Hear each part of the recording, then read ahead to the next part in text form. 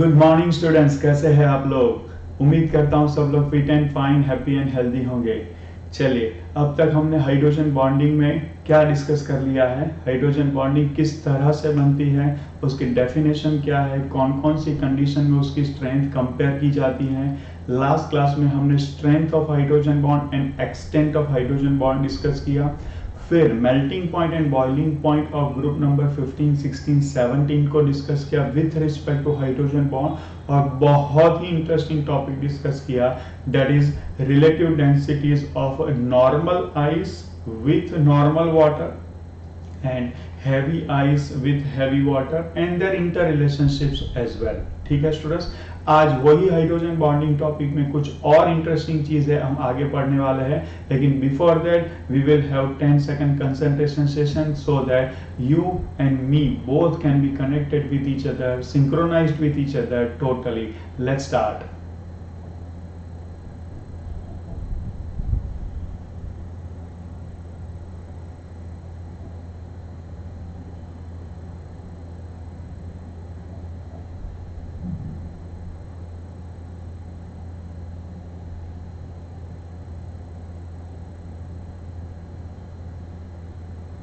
Okay, so our energy and frequency have been synchronized. So यहाँ से जो कुछ भी डिलीवर होगा आपके दिमाग में डीप रूट तक उतर जाएगा, and that will help you out to increase your score and confidence both. Let me know if you can start our day. सो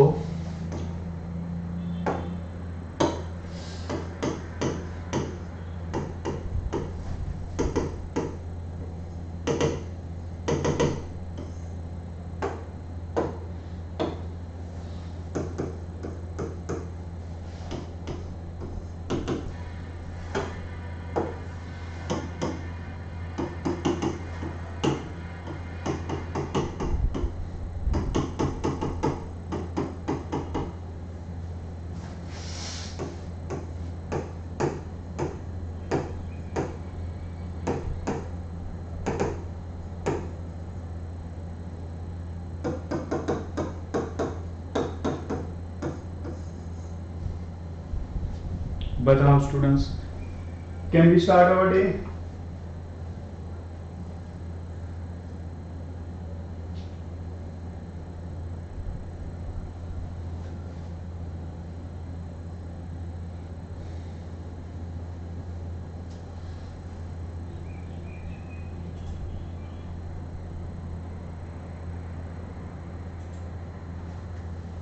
ठीक।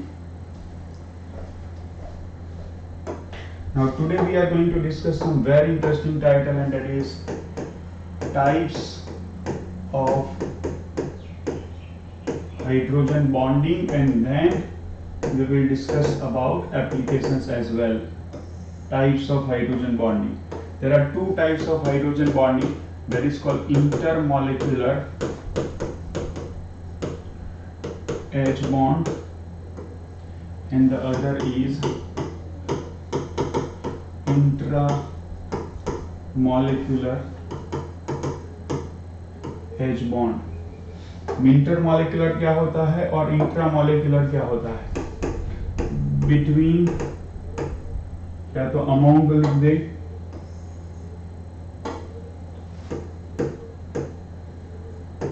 अमोंग डिफरेंट मॉलिक्यूल्स,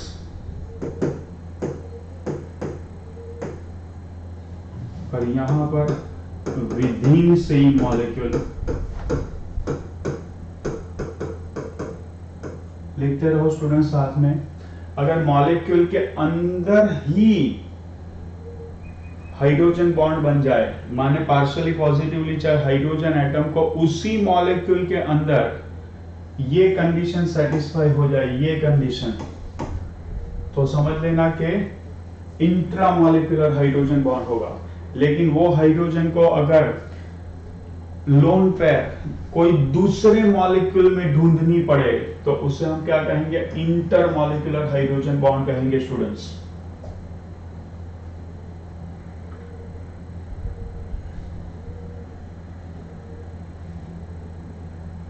लिख लिया होगा आपने।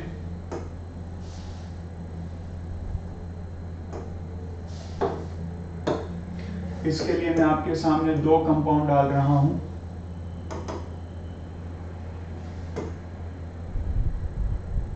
What's wrong? एक कंपाउंड है ये और ये कंपाउंड है ये। आपको पता है कि ये बेंजीन है, ये नाइट्रो ग्रुप है, ये क्लोरो ग्रुप है। और बेंजीन में 1-2 पोजीशन में अगर सब्स्टिट्यूशन हो तो उसे ऑर्थो कहते हैं, 1-3 पोजीशन में सब्स्टिट्यूशन हो तो उसे मेटा कहते हैं, एंड 1-4 पोजीशन में अगर सब्स्टिट्यूशन हो तो उसे पैरा कहते हैं। इस सब्सटेंस का नाम है ऑर्थोक्लोरोनाइट्रोबेंजीन। ऑर्थोक्लोरोनाइट्रोबेंजीन, ऑफ कोर्स ये IUPAC नाम नहीं है। और ये है पैरा क्लोरोनाइट्रोबेंजीन, ऑर्थोक्लोरोनाइट्रोबेंजीन एंड पैरा क्लोरोनाइट्रोबेंजीन। अब बहुत ध्यान से देखिए, इसका स्ट्रक्चर मैं बनाने जा रहा हूं तो यहां पर ये स्ट्रक्चर कुछ बन रहा है।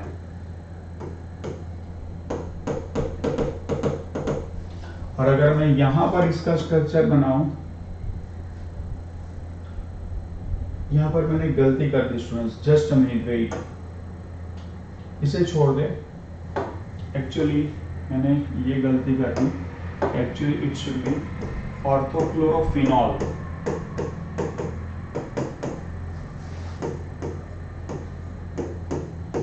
सॉरी स्टूडेंट, मैंने जरा गलती कर दी। Actually it should be this orthochlorophenol and this is called parachlorophenol. Parachlorophenol. अब इसका मैं स्ट्रक्चर बना रहा हूं, ध्यान से देखें।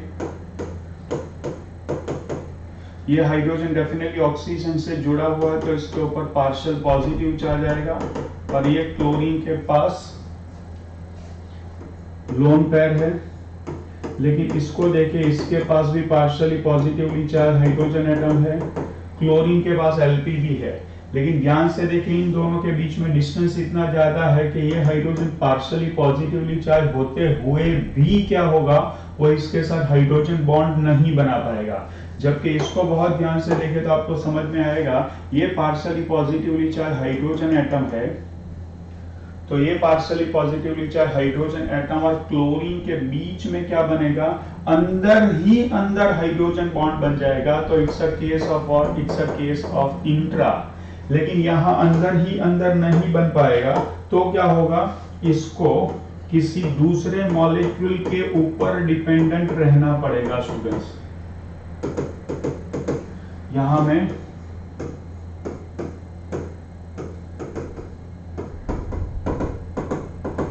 अब देख लो, ये है एक मॉलिक्यूल, ये है दूसरा मॉलिक्यूल, ये है तीसरा मॉलिक्यूल। यहां पर मैं एक और मॉलिक्यूल दिखा देता हूं।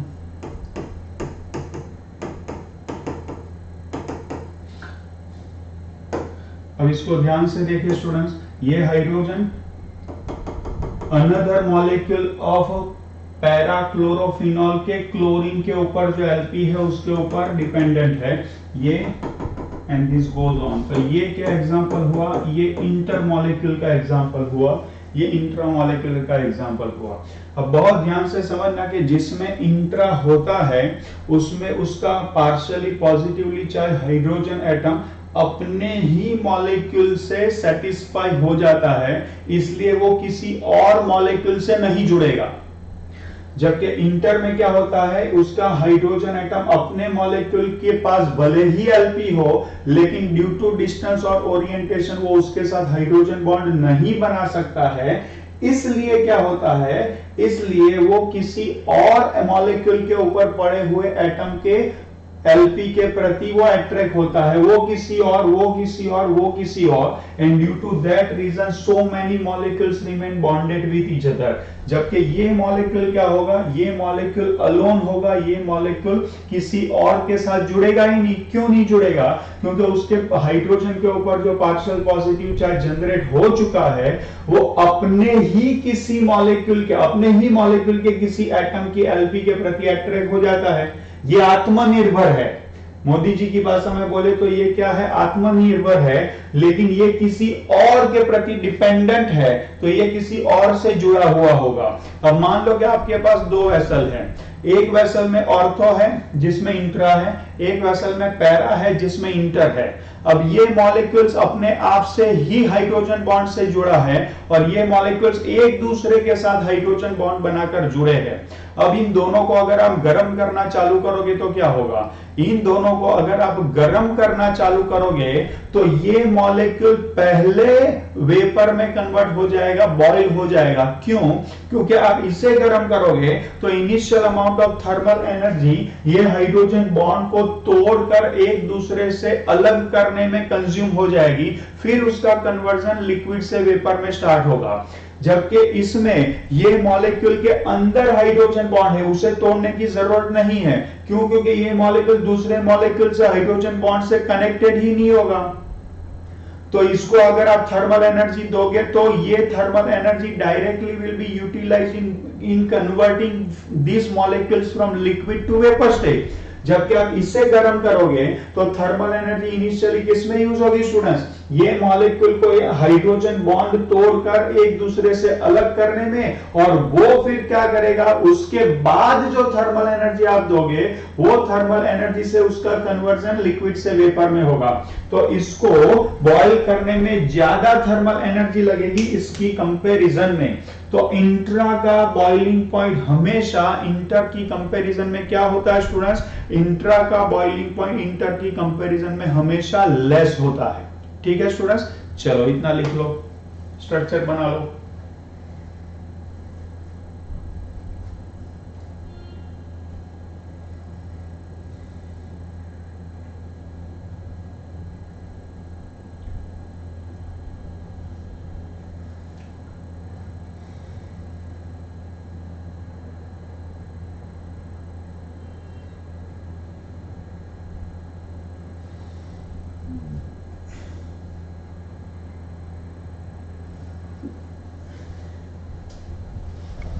लिख लिया हो और समझ में आ गया हो तो प्रोसीड लिख लो स्टूडेंट्स।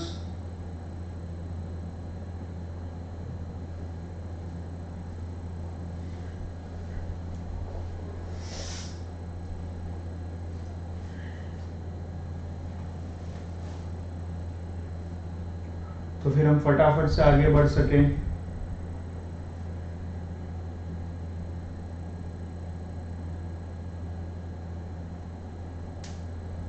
ठीक है, चलो अब कंपैरिजन स्टार्ट करते हैं स्टूडेंट्स।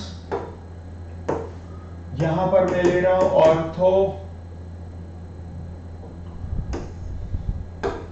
ऑर्थोक्लोरोफिनॉल और यहां पर मैं लूंगा पैराक्लोरोफिनॉल। चलो सबसे पहले टाइप, कौन सी टाइप होगी स्टूडेंट्स, सबसे पहले टाइप होगी इंट्रा।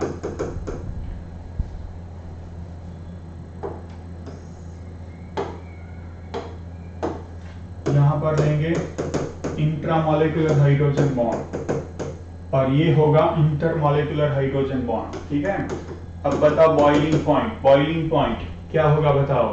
बॉइलिंग पॉइंट यहां पर होगा लो, यहां पर होगा हाई,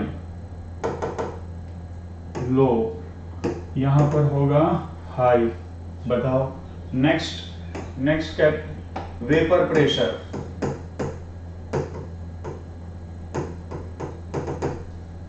वेपर प्रेशर में क्या आएगा बताओ, किसके लिए हाई लिखे किसके लिए लो लिखे।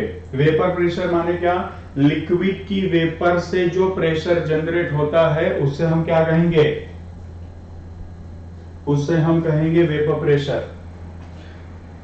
या तो आप लो हाई लिख लो या हाई लो लिख लो, आंसर लिखो। चलो फटाफट स्टूडेंट्स, फटाफट चलो चलो।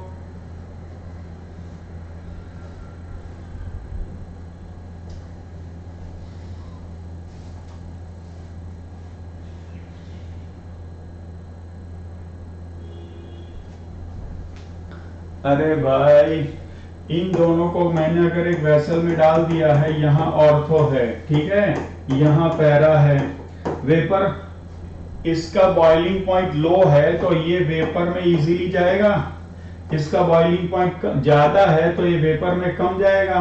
अगर ये वेपर में ज्यादा जाएगा तो इसकी वेपर ज्यादा होगी, वेपर ज्यादा होगी तो उसका वेपर प्रेशर ज्यादा होगा। दिमाग लड़ाए भाई थोड़ा अपना, it should be like this. अब समझ में आया सब लोगों को?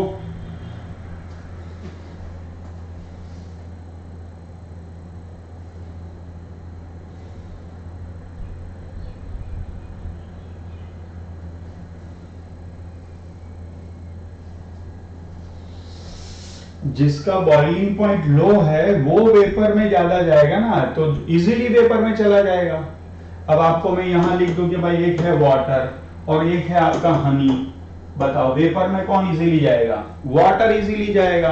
तो वाटर अगर इजीली जाएगा तो उसका वेपर प्रेशर हाई होगा, हनी इजीली वाटर वेपर में नहीं जाएगा तो उसका वेपर प्रेशर क्या होगा? कम होगा। ठीक है, चलो चलो विस्कोसिटी बताओ। चलो विस्कोसिटी किसकी हाई होगी, किसकी लो होगी? विस्कोसिटी क्या होती है बताओ स्टूडेंट्स? विस्कोसिटी होती है रेजिस्टेंस ऑफ फ्लूइडिटी। अगर आप एक वेसल से दूसरे वेसल में लिक्विड को पोर करोगे या तो उसका फ्लो बनाओगे तो जो लिक्विड इजीली फ्लो कर जाएगा उसकी विस्कोसिटी कम है, लेकिन जो लिक्विड डिफिकल्टी से फ्लो होगा उसकी विस्कोसिटी ज्यादा है। ठीक है, अब विस्कोसिटी किसके ऊपर डिपेंड करती है बताओ? हमने पढ़ा है स्टेट्स ऑफ मैटर में, लास्ट पार्ट जो थोड़ा बहुत है हमने डिस्कस किया है। विस्कोसिटी किसके ऊपर डिपेंडेंट करती है? मॉलिक्यूल अगर एक दूसरे से स्ट्रांगली अट्रैक्टेड है तो फ्लो ठीक से नहीं होगा, और मॉलिक्यूल एक दूसरे से फ्री है तो फ्लो इजीली हो जाएगा। ठीक है, अब देख लो ध्यान से, यहां पर ये मॉलिक्यूल इंट्रामॉलिक्यूलर, ये जो ऑर्थोक्लोरोफिनॉल है उसमें मॉलिक्यूल इंट्रामॉलिक्यूलर हाइड्रोजन बॉन्ड बनाता है, जबकि इसमें क्या बनता है? इंटरमॉलिक्यूलर हाइड्रोजन बॉन्ड बनता है। इंटरमॉलिक्यूलर का मतलब ये होगा कि ये मॉलिक्यूल एक दूसरे से जुड़े हुए हैं, चेक करो, जबकि ये मॉलिक्यूल एक दूसरे से जुड़े हुए नहीं है, तो इसका फ्लो इजीली होगा। फ्लो इजीली होगा तो विस्कोसिटी लो होगी। ये मॉलिक्यूल एक दूसरे से जुड़े हुए हैं तो फ्लो इजीली नहीं होगा, तो फ्लो इजीली नहीं होगा तो विस्कोसिटी क्या होगी स्टूडेंट्स? विस्कोसिटी हाई होगी।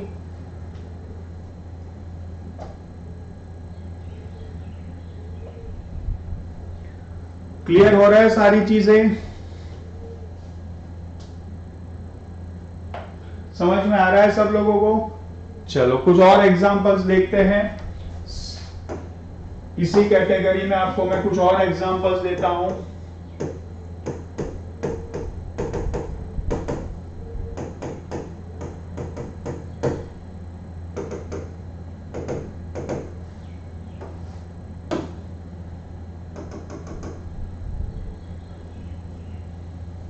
तो एक काम करो स्टूडेंट्स, ये स्ट्रक्चर में फिर से बना लो।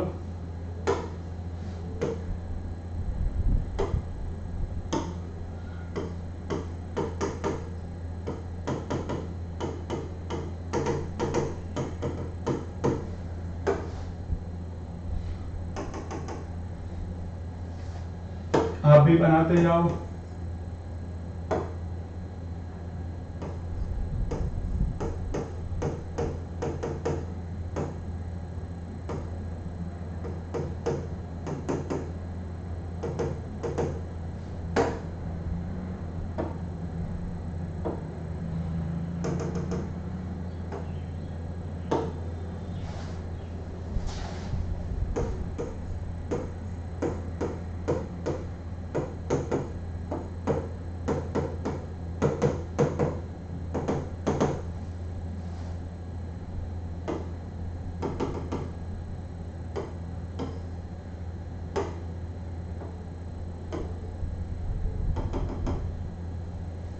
तो ये सारे सब्सटेंस इसके अंदर बन जाएगा। ये सब्सटेंस का नाम है ऑर्थोनाइट्रोफिनॉल, इसे कहते हैं सैलिसिलाल्डिहाइड।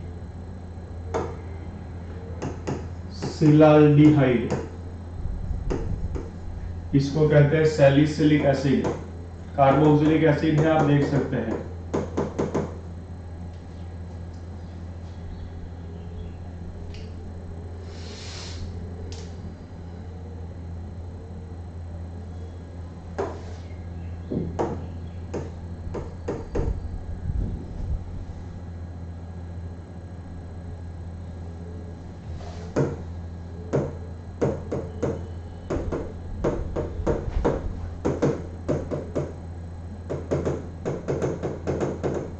Whenever there is a possibility of formation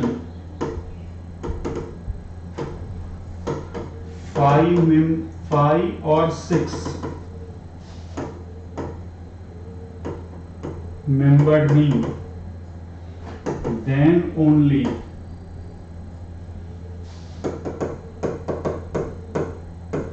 intramolecular H bonding will occur।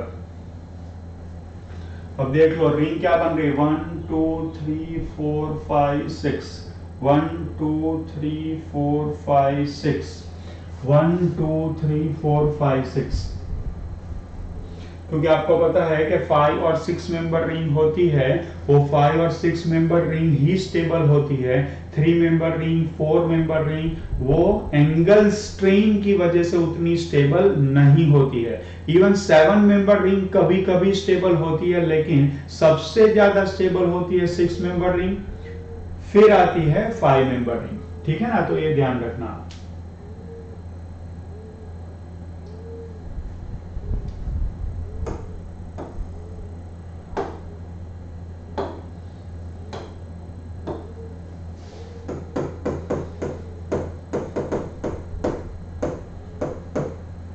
Intramolecular H bonds are also known as chilate H bond। Reason क्या है भाई इसका, ये नाम कहां से आया? चिलेट एक ग्रीक वर्ड है, इसका मतलब होता है रिंग। यहाँ रिंग बन रही है ना, चेक करो, that's why they are also known as chelate H bonds।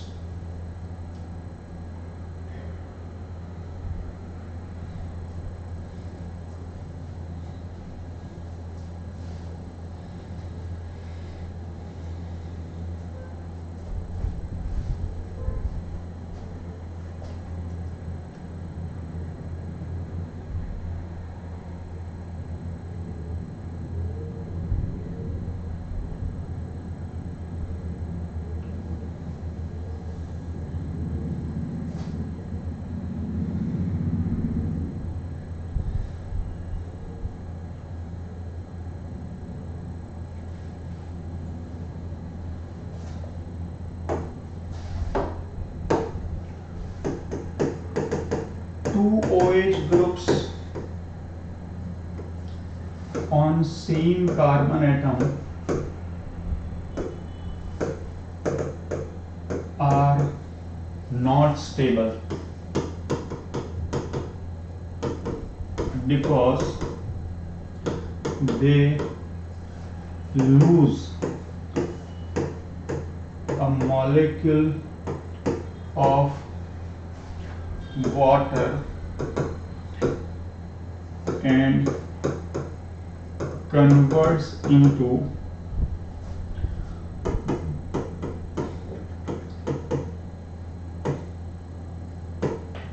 Carbonyl group. मान लो कि मेरे पास एक कार्बन पर 2 OH ग्रुप्स है, तो ध्यान रखना वो कभी स्टेबल नहीं होते हैं, वो किसी भी तरह वाटर मॉलिक्यूल को रिलीज कर लेते हैं। चेक कर लो, H और OH मिलकर वाटर मॉलिक्यूल रिलीज हो गया। अब यहां से ऑक्सीजन चला गया तो ये कार्बन की वैलेंसी फ्री होगी, यहां से H चला गया तो ये ऑक्सीजन की वैलेंसी फ्री होगी। तो यहां पर क्या बन जाएगा, ये दोनों एक दूसरे के साथ कनेक्ट होकर के ये कार्बोनिल ग्रुप बना लेंगे।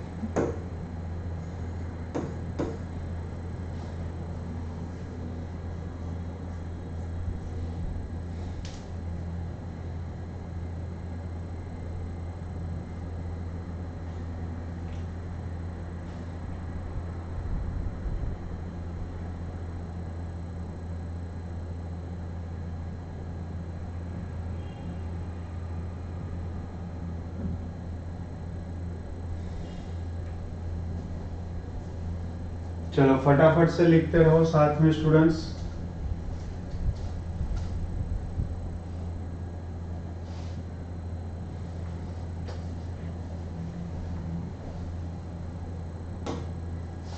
लेकिन यहां पर मैं दो कंपाउंड लिख रहा हूं स्टूडेंट्स, ध्यान से देखना, C F F F C O H and H. Same way C C L C L C L C O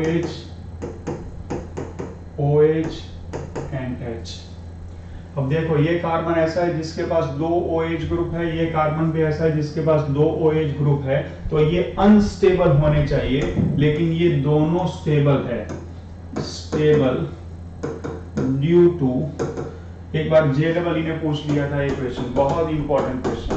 due to क्या? Due to intramolecular H bonding. अब कैसे वो मैं आपको बताऊं। ये दोनों हाइड्रोजन ऑक्सीजन से जुड़े हैं तो वो क्या होंगे? पार्शियली पॉजिटिवली चार्ज होंगे। फ्लोरीन है तो उसके पास क्या होगा? Lp होगी। बताओ क्लोरीन के पास भी क्या होगी स्टूडेंट्स? Lp होगी। तो अब क्या होने जा रहा है आपको पता है? ये हाइड्रोजन ये फ्लोरीन के साथ, ये हाइड्रोजन ये फ्लोरीन के साथ, एज वेल एज क्लोरीन के साथ क्या बना लेगा?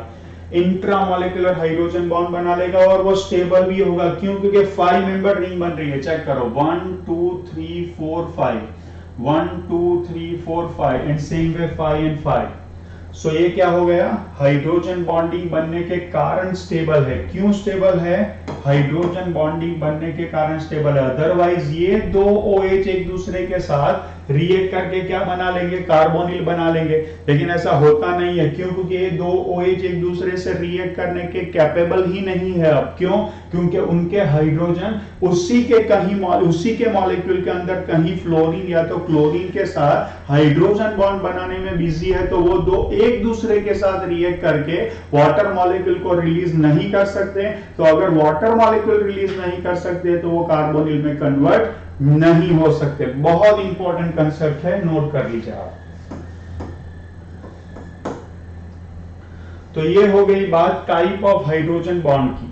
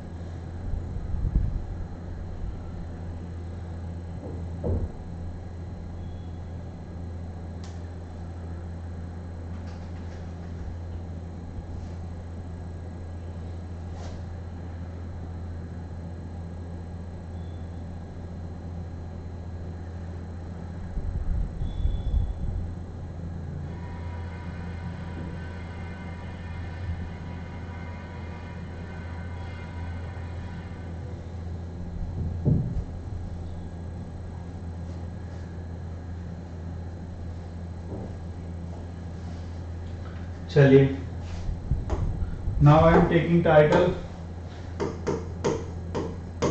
Hydrogen bonding in organic compounds.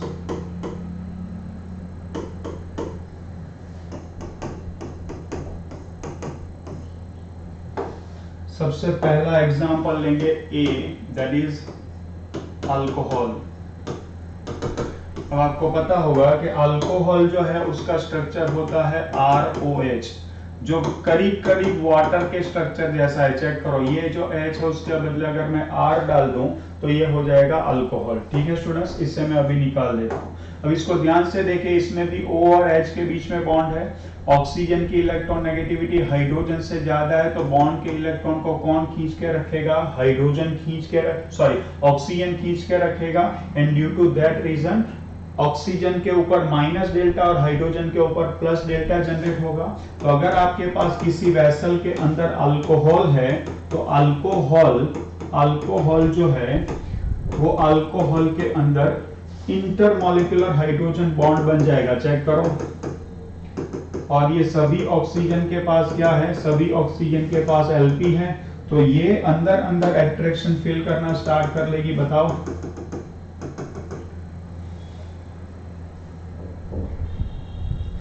so alcohol molecules have, alcohol can have intermolecular H bonding,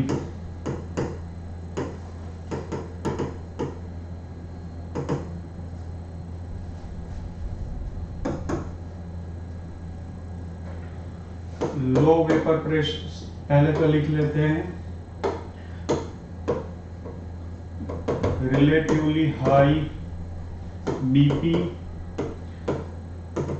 high viscosity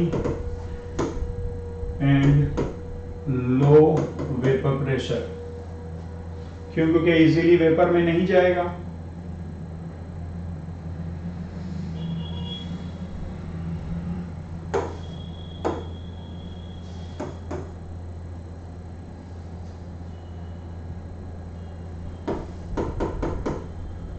और मैंने बताया था कि जो अपने आप से हाइड्रोजन बॉन्ड बना सकता है वो डेफिनेटली वाटर के साथ तो बना ही सकता है। It can easily form hydrogen bond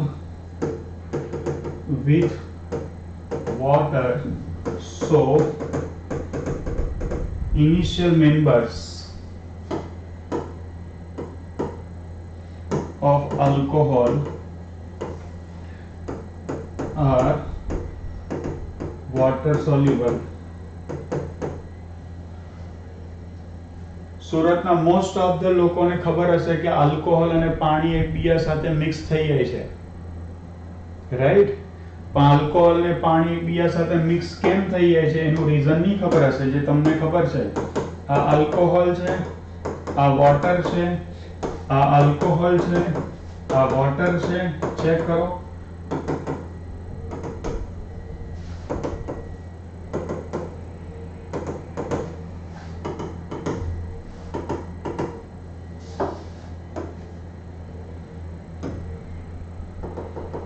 alcohol water साथे हाइड्रोजन बॉन्ड बनावे, वाटर अल्कोहल साथे बनावे, अल्कोहल वाटर साथे बनावे, and due to that they have internally acceptability।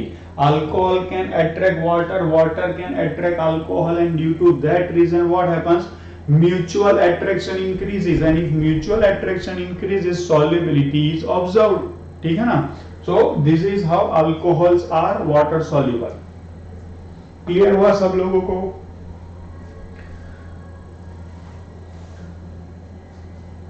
अब अल्कोहल वाटर में सॉल्युबल क्यों है वो समझ में आ गया सब लोगों को कि अल्कोहल वाटर के साथ हाइड्रोजन बॉन्ड बनाता है, इसलिए अल्कोहल वाटर में सॉल्युबल है। ठीक है?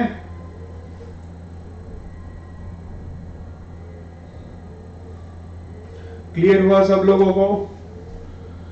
अब जो बंदा पीने बैठा हो उसको ये ना समझाने जाए, ठीक है ना?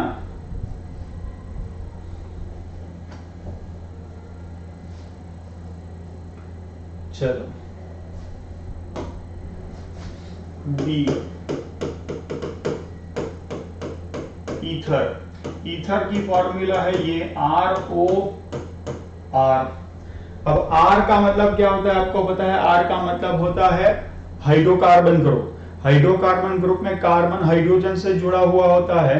कार्बन हाइड्रोजन से जुड़ा हुआ होने की वजह से कार्बन और हाइड्रोजन दोनों की इलेक्ट्रोनेगेटिविटी सेम है, तो हाइड्रोजन के ऊपर पार्शियल पॉजिटिव चार्ज जनरेट ही नहीं होगा, भले ही ऑक्सीजन के पास Lp हो। Let's take one example, CHHH, एक ले लिया मिथाइल, यहां पर भी मैं ले लेता हूं HHH, तो ये हाइड्रोजन पर प्लस डेल्टा जनरेट ही नहीं होगा, तो ये ऑक्सीजन के ऊपर Lp है, उसका भी कोई मतलब नहीं है स्टूडेंट्स यहाँ पर। तो इसका मतलब क्या होगा कि अंदर इंटरमॉलिक्यूलर हाइड्रोजन बॉन्ड नहीं बन सकता है। तो अगर अंदर इंटरमॉलिक्यूलर हाइड्रोजन बॉन्ड नहीं बन सकता है तो डेफिनेटली वहां पर हाइड्रोजन बॉन्ड नहीं बनेगा, तो मॉलिक्यूल एक दूसरे से अलग होंगे, तो वो इजीली वेपर में चला जाएगा। इजीली वेपर में चला जाएगा तो उसका बॉइलिंग पॉइंट क्या होगा, कम होगा। दूसरा, वो इजीली वेपर में चला जाएगा तो उसकी वेपर ज्यादा होगी, वेपर ज्यादा होगी तो उससे बनने वाला प्रेशर क्या होगा, ज्यादा होगा। विस्कोसिटी की बात करें तो विस्कोसिटी कम होगी, क्यों, क्योंकि ये मॉलिक्यूल एक दूसरे से कनेक्टेड नहीं है, और अगर ये मॉलिक्यूल एक दूसरे से कनेक्टेड नहीं है तो फ्लो आसानी से हो जाएगा, ठीक है। लेकिन एक और चीज, इसको अगर आप वाटर में डालोगे तो क्या होगा, तो वाटर के पास तो partial positive charge hydrogen atom है, तो वो partial positive charge hydrogen atom इसके ऑक्सीजन की एलपी के प्रति अट्रैक्ट हो सकता है। तो वाटर और ईथर के बीच में इंटरमॉलिक्यूलर हाइड्रोजन बॉन्ड बन सकता है। तो वाटर और ईथर एक दूसरे को अट्रैक्ट कर सकते हैं, and due to that reason ether water में सॉल्युबल हो सकता है। ईथर वाटर में सॉल्युबल हो सकता है, क्यों, क्योंकि वाटर के पास तो पार्शियल पॉजिटिव चाहे हाइड्रोजन एटम है, इसके पास नहीं है, तो वो खुद से हाइड्रोजन बॉन्ड नहीं बना सकता। लेकिन वाटर के पास जो पार्शियल पॉजिटिव चाहे हाइड्रोजन एटम है, वो हाइड्रोजन प्लस डेल्टा इसके ऑक्सीजन के प्रति अट्रैक्ट हो जाएगा, and due to that reason वो एक दूसरे के साथ हाइड्रोजन बॉन्ड बना सकते हैं। So water and ether can attract each other, और अगर उनके बीच में अट्रैक्शन हो जाएगा तो क्या होगा, वो एक दूसरे के साथ जुड़ सकते हैं, तो सॉल्युबिलिटी आपको ऑब्जर्व हो जाएगी, ठीक है। चलो तो इसके पॉइंट्स लिख लें हम।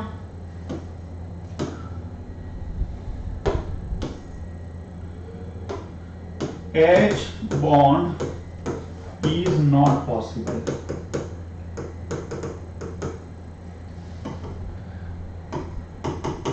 It has relatively low BP, viscosity and high vapor pressure. Generally इसकी कंपैरिजन की जाती है अल्कोहल से। Comparison is done with alcohol, ether और अल्कोहल की कंपैरिजन की जाती है। It can form H bond with water, so initial members of ether are water soluble। अब देख लो, यहां मैं बना रहा हूं जैसे कि ROR, यहां मैंने बना लिया, यहां मैंने बना लिया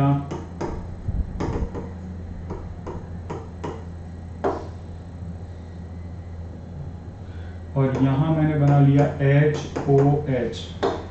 अब ये हाइड्रोजन प्लस डेल्टा है, ये हाइड्रोजन प्लस डेल्टा है, और इनके बीच में हाइड्रोजन बॉन्ड बन गया है, चेक करो। सो ये वाटर का दोनों हाइड्रोजन पार्शियल पॉजिटिव चार्ज है, जो ईथर के ऑक्सीजन पर जो एलपी है उनके बीच में जुड़ जाएगा। तो यहां पर ether and water can connect with each other, and due to that hydrogen bond is possible.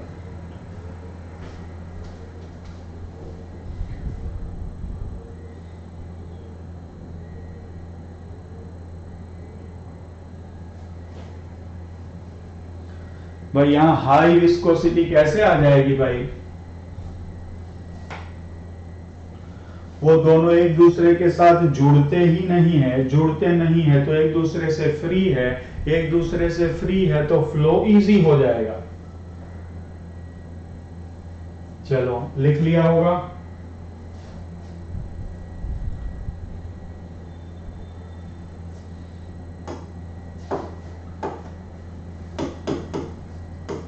सबसे इंपॉर्टेंट पार्ट आ रहा है carboxylic acid. The structure of carboxylic acid is what? RC double bond OH.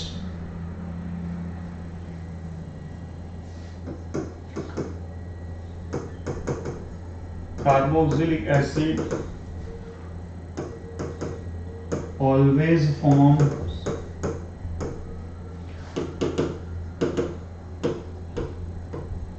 intermolecular H bond and exists as a dimer. Due to this, it has very high BP, viscosity and very low vapor pressure.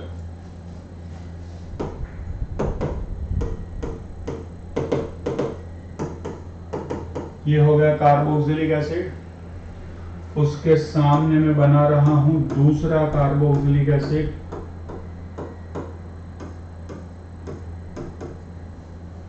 ये दोनों hydrogen plus delta वाले हैं और इन दोनों के बीच में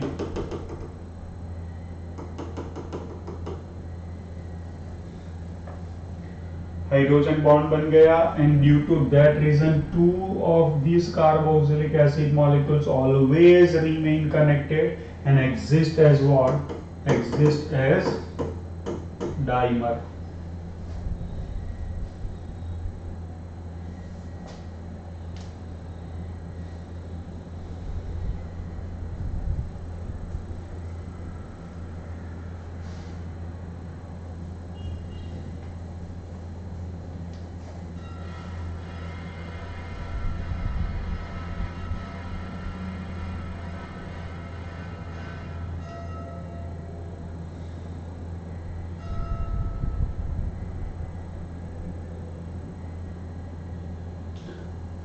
Amongst all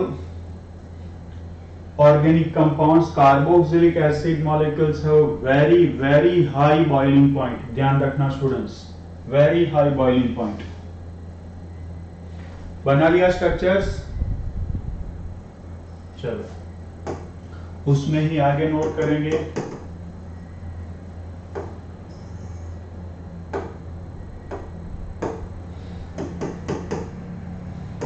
जो अपने आप से हाइड्रोजन बॉन्ड बना सकता है डेफिनेटली वाटर के साथ तो बना ही लेगा। Carboxylic acid can form H bond with water and hence initial members are water soluble. 4% aqueous solution of acetic acid is called, बोलो पढ़ा है कभी आपने ऐसा? is called what? vinegar.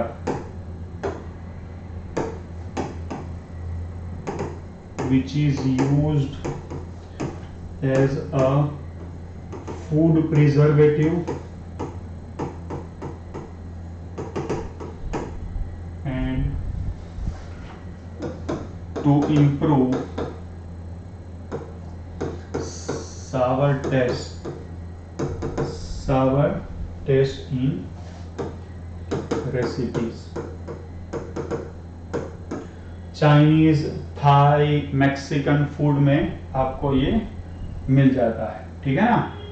चलो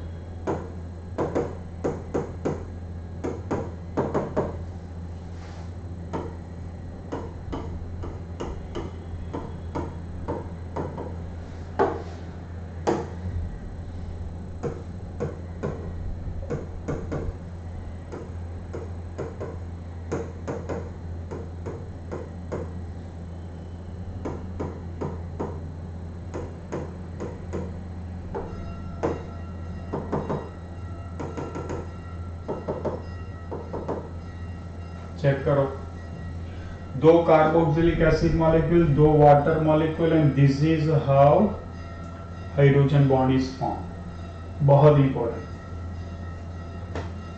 और ये परसेंटेज भी याद रख लेना, 4% aqueous solution of acetic acid.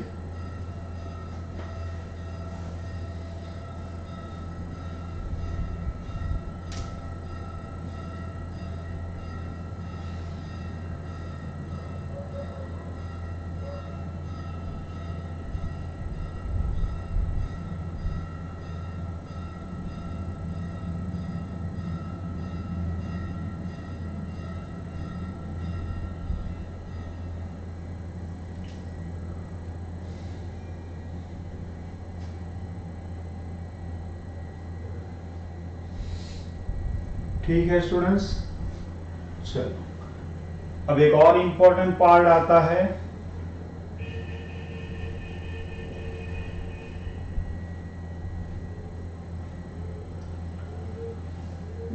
जिसमें सॉल्युबिलिटी इंपॉर्टेंट रोल प्ले करती है, and that is amine compounds.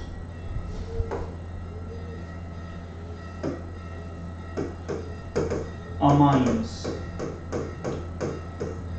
Amines का क्लासिफिकेशन पहले तो आप देख लो, RNH2, इसे कहते हैं प्राइमरी अमाइन। नाइट्रोजन के साथ अगर एक R ग्रुप जुड़ा है तो उसे प्राइमरी अमाइन कहते हैं, उसके साथ अगर दो R ग्रुप जुड़े हैं तो उसे सेकेंडरी अमाइन कहते हैं, और अगर उसके साथ 3 R ग्रुप जुड़े होते हैं तो उसे टर्शरी अमाइन कहते हैं। इससे आगे लिखते हैं स्टूडेंट्स, इसका स्ट्रक्चर देखकर ही आपको पता चल जाएगा, इसका स्ट्रक्चर देखकर ही आपको पता चल जाएगा स्टूडेंट्स कि इसके पास दो पार्शियली पॉजिटिवली चार्ज है, 2 हाइड्रोजन विथ प्लस डेल्टा, यहां पर 1 hydrogen with plus delta and no hydrogen with plus delta.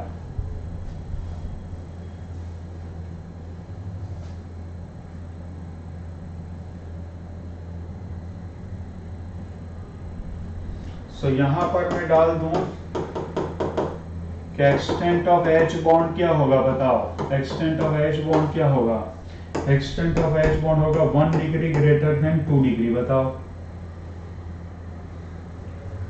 3 degree amine can not form hydrogen bond.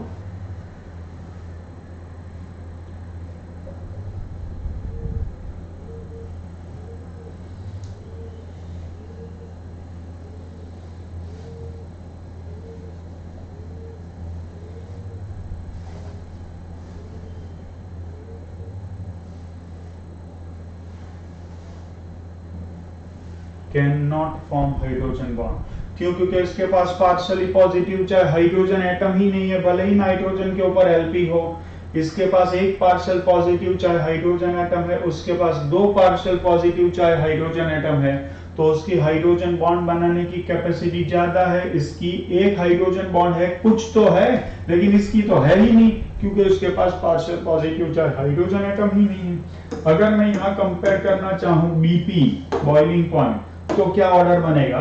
BP का ऑर्डर बनेगा 1 डिग्री, 2 डिग्री, 3 डिग्री, बताओ क्यों? क्योंकि इसमें सबसे ज्यादा हाइड्रोजन बॉन्ड बनेंगे with the help of 2 hydrogen bond. इसमें हाइड्रोजन बॉन्ड ही नहीं बनेगा। अब मैं एक नई प्रॉपर्टी ले रहा हूं, बताओ नई प्रॉपर्टी। मान लो देयर इज विस्कोसिटी, विस्कोसिटी का ऑर्डर क्या बनेगा बताओ स्टूडेंट्स, और साथ में वेपर प्रेशर, वेपर प्रेशर का ऑर्डर बताओ।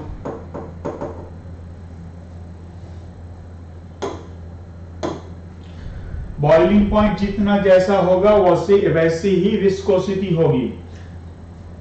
1 डिग्री अमाइन में हाइड्रोजन बॉन्ड सबसे ज्यादा बनते हैं, तो वो एक दूसरे से ज्यादा कनेक्टेड रहते हैं। ज्यादा कनेक्टेड रहते हैं तो फ्लो खराब होगा। फ्लो खराब है इसका मतलब क्या होगा कि विस्कोसिटी ज्यादा होगी। तो ये बन जाएगा 1 degree, 2 degree, 3 degree.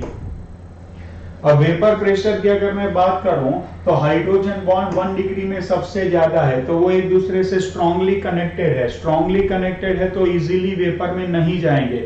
Easily vapour में नहीं जाएंगे तो वेपर के मॉलिक्यूल्स कम होंगे। वेपर के मॉलिक्यूल्स कम होंगे तो वेपर प्रेशर भी कम होगा। अब इसकी अगर मैं बात करूं तो ये हाइड्रोजन बॉन्ड बनाता ही नहीं है, तो बहुत आसानी से वेपर में चला जाएगा। बहुत आसानी से वेपर में चला जाएगा तो उससे लगने वाला प्रेशर क्या होगा? ज्यादा होगा।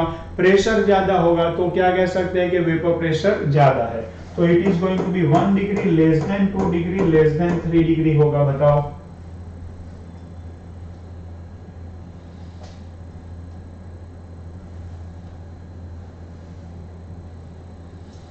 अगर मैं यहां पर एक और चीज डाल दूं, that is what you know, that is solubility in water, solubility in water. तो मैं आपको एक क्वेश्चन पूछता हूं, क्या ये वाटर के साथ हाइड्रोजन बॉन्ड बनाएगा या नहीं बनाएगा? आंसर लिखो Y और N। ये तो बनेगा ही बनेगा, क्यों? क्योंकि वो खुद से बना सकता है तो वाटर से तो बनाएगा ही। ये खुद से बना सकता है तो ये वाटर के साथ तो बनाएगा ही। लेकिन क्या ये खुद से तो नहीं बना सकता, क्या ये वाटर के साथ हाइड्रोजन बॉन्ड बना सकता है? Y और N आंसर लिखो। हाइड्रोजन बॉन्ड बनाने के लिए क्या चाहिए वो आपको पता होना चाहिए। पिछले 3 क्लासेस से मैं आपको हाइड्रोजन बॉन्ड पढ़ा रहा हूं, ठीक है ना? आपने कितना खुद से समझा है ये यहां पर क्लियर हो जाएगा, ठीक है? Y या तो N लिखो आंसर में। गुड, Y आंसर आएगा। क्यों Y आंसर आएगा? क्योंकि इसके पास भले ही पार्शियली पॉजिटिवली चाहे हाइड्रोजन एटम नहीं है, लेकिन वाटर के पास तो है। देख लो, वाटर के पास तो है, डेफिनेटली वाटर इसके नाइट्रोजन की एलपी के साथ हाइड्रोजन बॉन्ड बना लेगा। लेकिन ध्यान से समझना, आप कंपैरिजन स्टार्ट होगी। कंपैरिजन क्या होगी पता है? कि अगर इसको पानी में डालोगे तो पानी का हाइड्रोजन इसके नाइट्रोजन की एलपी के साथ हाइड्रोजन बॉन्ड बना लेगा, ठीक है? अब इसको अगर आप वाटर में डालोगे तो क्या होगा? इसका हाइड्रोजन जो है इसकी नाइट्रोजन की एलपी के प्रति अट्रैक्ट होगा और इसका एक हाइड्रोजन इसके ऑक्सीजन की एलपी के प्रति अट्रैक्ट होगा। और इसको अगर आप वाटर में डालोगे तो क्या होगा कि वाटर का partial positive charge hydrogen atom nitrogen की एलपी के प्रति अट्रैक्ट होगा और नाइट्रोजन से जुड़े हुए 2 partial positive charge hydrogen atom 2 water molecule के ऑक्सीजन की एलपी के प्रति अट्रैक्ट होगा। तो सबसे ज्यादा हाइड्रोजन बॉन्ड बनने के चांसेस कहां पर है बताओ? सबसे ज्यादा हाइड्रोजन बॉन्ड बनने के चांसेस प्राइमरी अमाइन में है, उससे कम सेकेंडरी में है और उससे कम क्या है? टर्शरी में है। तो जहां पर हाइड्रोजन बॉन्ड बनने के चांसेस ज्यादा है वहां पर अमाइन और वाटर के बीच में म्यूचुअल अट्रैक्शन ज्यादा होगा। जहां पर अट्रैक्शन ज्यादा होगा वहां पर एक दूसरे के प्रति एक्सेप्टेबिलिटी ज्यादा होगी। अट्रैक्शन ज्यादा है तो सॉल्युबिलिटी भी क्या होगी स्टूडेंट्स? ज्यादा होगी। तो ऑर्डर क्या बनेगा students? Order will B 1 degree greater than 2 degree greater than 3 degree. क्या ये पूरी कहानी आप लोगों को समझ में आई? चैट बॉक्स में मेंशन करो।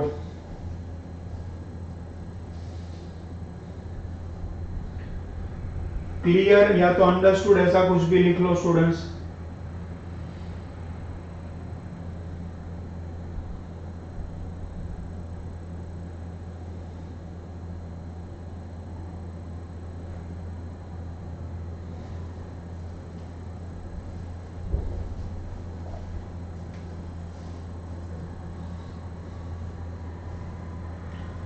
चलो गुड। अब हम एक बहुत ही इंटरेस्टिंग एग्जांपल लेने जा रहे हैं, इसकी कंपैरिजन करेंगे। एक तो मैं ले रहा हूं इथेनॉल, दूसरा मैं ले रहा हूं इसे कहते हैं इथिलीन ग्लाइकोल और तीसरा मैं लेने जा रहा हूं उसे कहते हैं ग्लिसरीन या तो ग्लिसरॉल।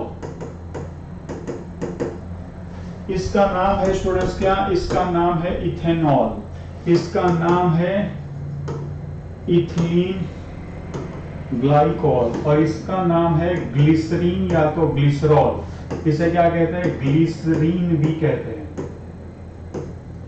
ठीक है?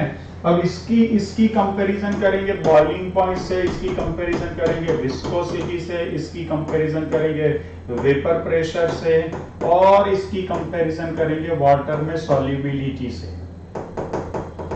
We are going to discuss this points.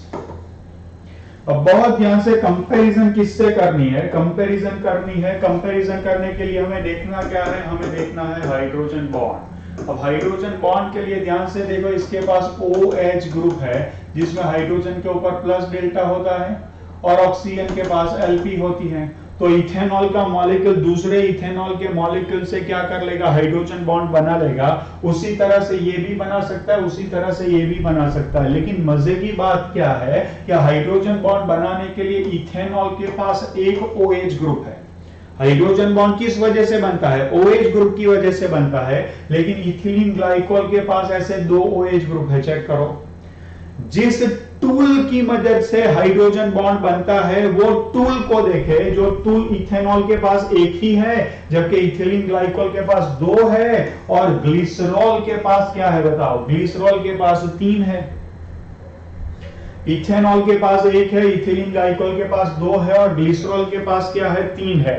तो इथेनॉल अगर हाइड्रोजन बॉन्ड बना सकता है तो इथिलीन ग्लाइकोल उससे ज्यादा एफिशिएंसी से हाइड्रोजन बॉन्ड बना सकता है। क्यों? क्योंकि उसके पास ऐसे दो टूल्स है। और अगर ग्लिसरीन की बात करें तो इसके पास क्या है, ऐसे तीन OH बॉन्ड, सॉरी तीन OH ग्रुप है। तो नंबर ऑफ हाइड्रोजन बॉन्ड्स क्या होंगे, इथेनॉल से इथिलीन ग्लाइकोल में ज्यादा होंगे और इथिलीन ग्लाइकोल से ग्लिसरॉल में उससे भी ज्यादा होंगे। तो ग्लिसरॉल के मॉलिक्यूल्स अंदर अंदर एक दूसरे से बहुत स्ट्रांगली कनेक्टेड होंगे। क्यों? क्योंकि हाइड्रोजन बॉन्ड बनाने वाले ऐसे तीन OH ग्रुप्स उसके पास है। तो हाइड्रोजन बॉन्ड के नंबर्स एंड हाइड्रोजन बॉन्ड की स्ट्रेंथ इन तीनों में सबसे ज्यादा किसके पास होगी, इन तीनों में सबसे ज्यादा होगी ग्लिसरीन के पास। तो अगर एक दूसरे से ज्यादा स्ट्रांगली कनेक्टेड है तो आपको एक दूसरे से अलग करने के लिए बाहर से देनी पड़ने वाली थर्मल एनर्जी बहुत ज्यादा होगी। या तो ऐसा सोचे कि आप तीनों को गर्म करना चालू करेंगे तो तीनों में हाइड्रोजन बॉन्ड है, लेकिन इसमें हाइड्रोजन बॉन्ड सबसे कम है, इसमें थोड़े ज्यादा है, इसमें बहुत ज्यादा है। तो इसके हाइड्रोजन बॉन्ड को तोड़ने के लिए आपको बहुत ज्यादा थर्मल एनर्जी देनी पड़ेगी ताकि वो एक दूसरे से अलग हो। फिर उसका कन्वर्जन लिक्विड से वेपर में होगा। तो इसको बॉइलिंग पॉइंट मींस वेपर में जाने के लिए बहुत ज्यादा एनर्जी चाहिए। तो इनके बीच में ये जो बॉइलिंग पॉइंट वाला जो ऑर्डर आएगा, ये ऑर्डर जो होगा वो कुछ इस तरह से होगा। देख लो स्टूडेंट्स, इथेनॉल से इथिलीन ग्लाइकोल का बॉइलिंग पॉइंट ज्यादा और इथिलीन ग्लाइकोल से ग्लिसरीन का बॉइलिंग पॉइंट ज्यादा। And in a same way viscosity का भी यही ऑर्डर हो जाएगा स्टूडेंट्स। क्यों? क्योंकि इसके मॉलिक्यूल के बीच में इंटरमॉलिक्यूलर अट्रैक्शन हाइड्रोजन बॉन्ड की वजह से बहुत ज्यादा होगा। तो वो एक दूसरे से फ्लो करेंगे, तो एक दूसरे से क्या करेंगे, रेजिस्टेंस क्रिएट करेंगे, फ्लो होने ही नहीं देंगे। आपको पता होगा कि इथेनॉल इजीली फ्री फ्लोइंग है, जबकि ग्लिसरीन आप लोगों ने चेक किया होगा, ग्लिसरीन फ्लो नहीं करता, बहुत ही विस्कस लिक्विड होता है। तीसरी बात, वेपर प्रेशर। वेपर प्रेशर क्या है, वेपर प्रेशर जो इजीली वेपर में जाएगा उसका वेपर प्रेशर क्या होगा, उसका वेपर प्रेशर ज्यादा होगा। तो इजीली वेपर में इन तीनों में कौन सबसे इजीली जाता है, इथेनॉल ज्यादा है। तो अब ऑर्डर क्या बन जाएगा, ऐसे बन जाएगा, बताओ बोलो, सही है, समझ में आ रहा है। और सबसे लास्ट पार्ट है solubility, that is solubility in water. तो वाटर के साथ इंटरेक्ट करने के लिए भी हाइड्रोजन बॉन्ड ही बनता है। तो इथेनॉल अगर आप वाटर में डालोगे तो इथेनॉल एक OH ग्रुप से वाटर के साथ हाइड्रोजन बॉन्ड बनाएगा। Now ethylene glycol with the help of दो OH ग्रुप वाटर के साथ हाइड्रोजन बॉन्ड बनाएगा। और ग्लिसरॉल जो है वो तीन OH के साथ वाटर के साथ हाइड्रोजन बॉन्ड बनाता है।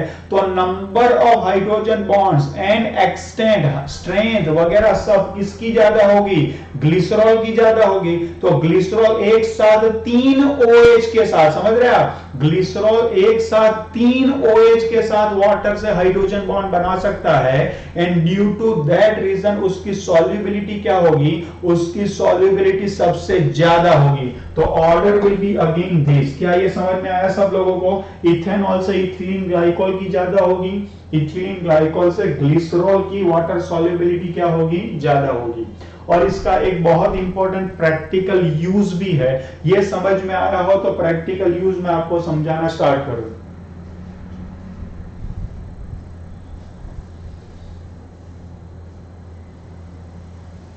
क्लियर है स्टूडेंट्स?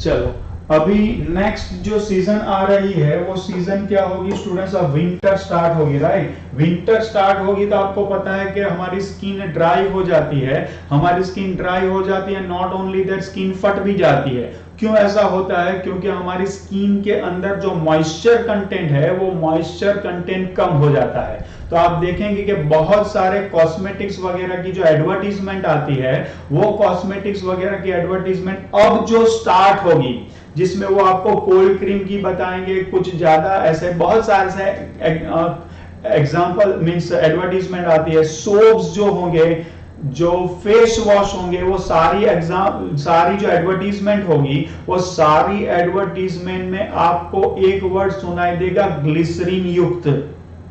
ग्लिसरीन युक्त फेस वॉश जो मेरी त्वचा की नमी को बरकरार रखे, ठीक है। वो क्यों बरकरार रखता है बताओ? अगर अंदर ग्लिसरीन डाला हुआ है तो ग्लिसरीन युक्त क्रीम अगर मैं लगा दूं यहां पर तो क्या होगा बताओ? ये ग्लिसरीन एटमॉस्फेयर में जो मॉइस्चर है वो मॉइस्चर को अपनी ओर खींच के ये 3 OH का यूज करके हाइड्रोजन बॉन्ड बना लेगा, और हाइड्रोजन बॉन्ड बना लेगा तो ये ग्लिसरीन मॉइस्चर को पकड़ के रखेगा।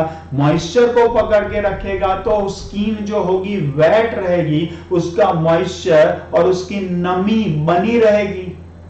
तो ग्लिसरीन युक्त सोप, ग्लिसरीन युक्त कोल्ड क्रीम, ग्लिसरीन युक्त व्हाटएवर जो कुछ भी है, अब जब भी विंटर आएगा तो उसकी एडवर्टीजमेंट में ये स्टार्ट हो जाएगा कि ग्लिसरीन युक्त मॉइस्चर को बनाए रखे, और पर्दा जो उड़ गया तो मॉइस्चर उड़ जाएगा। એવી જાત જાતની તમને એડવર્ટાઇઝમેન્ટ જોવા મળશે students. Reason behind that is what you know these OH groups. So glycerine does what? Glycerine maintains, glycerine forms H bonds with moisture and controls moisture on skin। ठीक है ना? तो ऐसे बहुत सारे एडवर्टीजमेंट आएगी जो एडवर्टीजमेंट में आपको ग्लिसरीन युक्त वर्ड सुनाई देगा, ठीक है ना।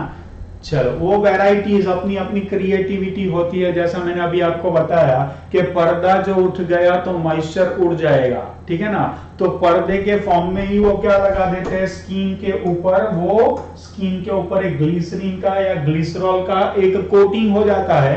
तो ये ग्लिसरीन अपने 3 OH का यूज करके एटमॉस्फेयर का जो मॉइस्चर है वो मॉइस्चर उसके साथ हाइड्रोजन बॉन्ड बना करके कनेक्टेड रखता है। And due to that reason क्या होता है? Due to that reason moisture बना रहता है, ठीक है ना। एप्लीकेशन समझ में आ गई सब लोगों को? जरा चैट बॉक्स में मेंशन कर दो। Oh, you are feeling happy.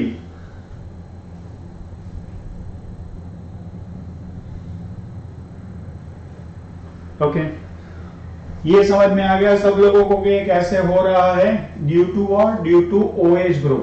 उसी तरह किसी मॉलिक्यूल में NH2 ग्रुप बढ़ता जाए तो भी हाइड्रोजन बॉन्ड बढ़ता जाएगा। उसी तरह किसी में COOH ग्रुप बढ़ता जाए तो भी हाइड्रोजन बॉन्ड बढ़ता जाएगा। एक मॉलिक्यूल में मान लो कि एक COOH है, लेकिन दूसरे मॉलिक्यूल में मान लो कि 2 COOH है, तो डेफिनेटली जहां पर COOH ग्रुप ज्यादा है वहां पर हाइड्रोजन बॉन्ड बनने की कैपेसिटी क्या होगी? ज्यादा होगी। तो उसके अंदर बॉइलिंग पॉइंट विस्कोसिटी ज्यादा होगी, वेपर प्रेशर लो होगा और सॉल्युबिलिटी हाई होगी। तो जहां पर भी हाइड्रोजन बॉन्ड बनेगा, सुनना ध्यान से, बॉइलिंग पॉइंट हाई होगा। हाइड्रोजन बॉन्ड माने इंटरमॉलिक्यूलर, जहां पर भी इंटरमॉलिक्यूलर हाइड्रोजन बॉन्ड बनेगा सॉल्युबिलिटी हाई होगी, बॉइलिंग पॉइंट हाई होगा, विस्कोसिटी हाई होगी, वेपर प्रेशर लो होगा। बोलो, पूरी कहानी समझ में आ गई? ठीक है। चलो, अब कुछ बायोलॉजिकल स्ट्रक्चर्स की बात करते हैं। Structure of biomolecules.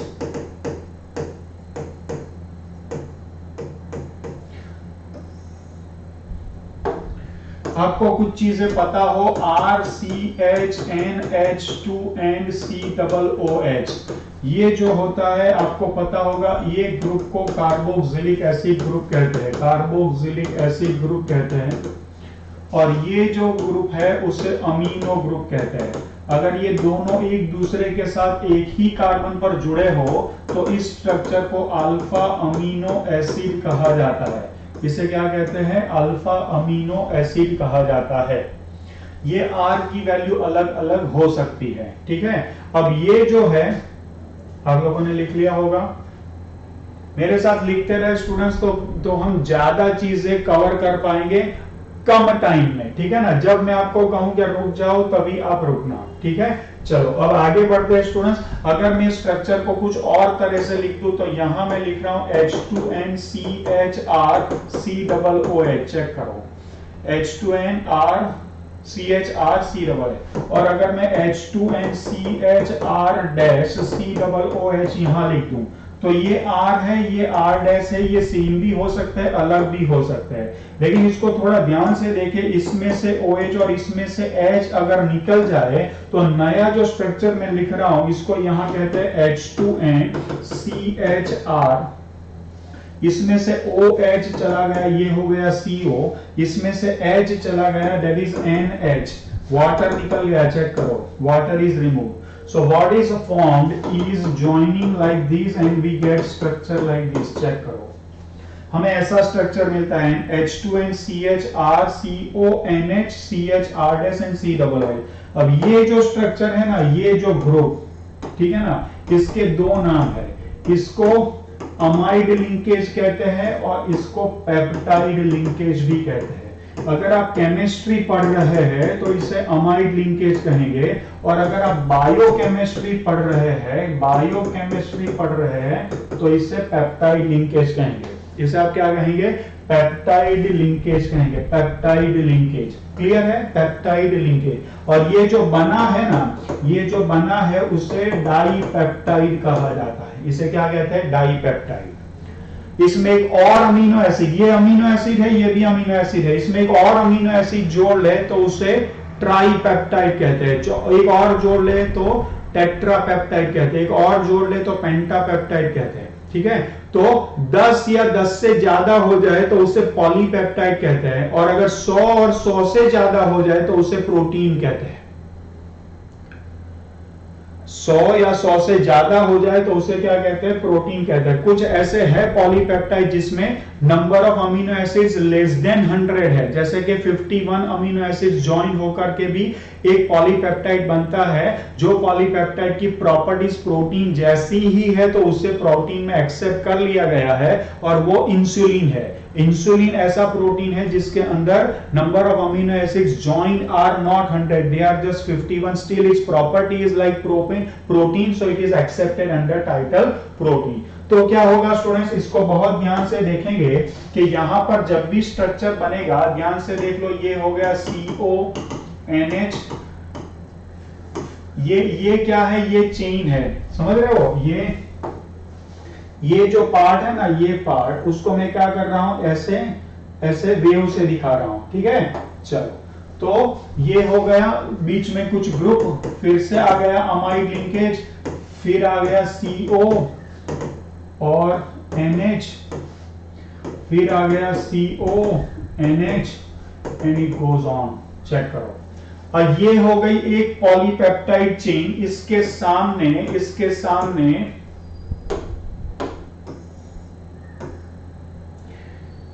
सामने मैं दूसरी पॉलीपेप्टाइड चेन लिख रहा हूं, ध्यान से देखना।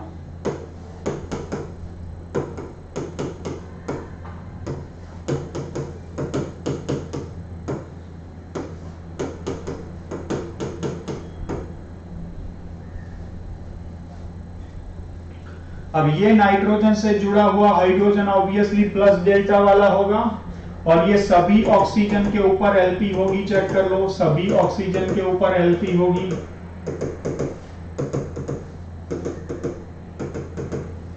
और इनके बीच में क्या हो जाएगा? इनके बीच में हाइड्रोजन बॉन्ड बनना स्टार्ट हो जाएगा। चेक करो,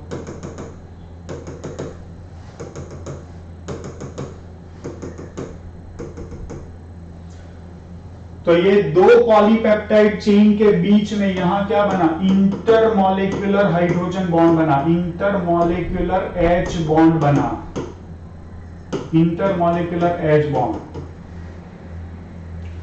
उसकी वजह से दो स्ट्रेन्स ऑफ पॉलीपेप्टाइड के बीच में इंटरमॉलिक्यूलर हाइड्रोजन बॉन्ड बनता है जब, तो उसको फाइब्रस प्रोटीन कहते हैं, फाइब्रस प्रोटीन कहते हैं।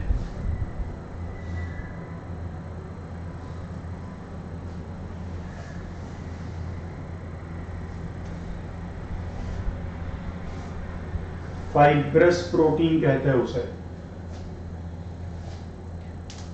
मसल्स के जितने प्रोटीन होते हैं, केराटिन होता है, जैसे मायोसिन है, केराटिन है, वो सारे फाइब्रस प्रोटीन के एग्जाम्पल हैं।